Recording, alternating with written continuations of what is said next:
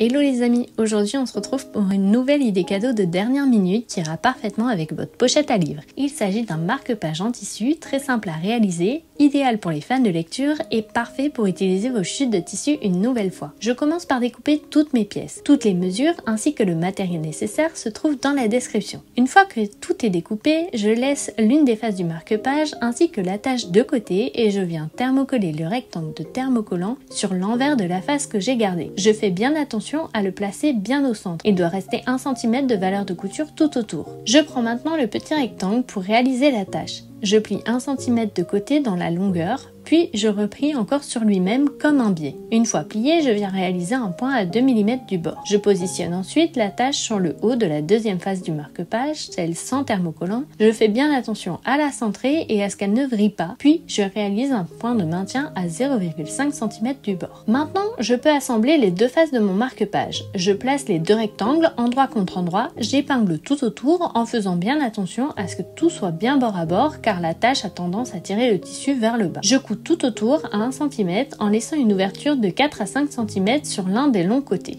Attention à ne pas laisser une ouverture trop petite car cela rendra le retournement beaucoup plus difficile. Une fois la couture terminée, pour avoir de beaux angles à la fin, je crante ces derniers. Puis, je retourne le marque-page sur l'endroit grâce à l'ouverture. J'utilise un petit objet pointu comme une paire de ciseaux pour bien faire ressortir les angles. Il ne me reste plus qu'à refermer l'ouverture avec un point invisible. J'ai eu un petit peu de mal à vous montrer cette étape, mais pour cela, je passe mon fil dans un des plis, puis dans l'autre. J'essaye à chaque fois de repiquer juste en face, au même niveau, et ainsi de suite jusqu'à ce que l'ouverture soit totalement refermée.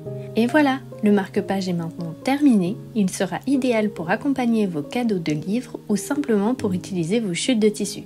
J'espère que ce tuto vous aura été utile et on se retrouve très bientôt pour un nouveau projet couture.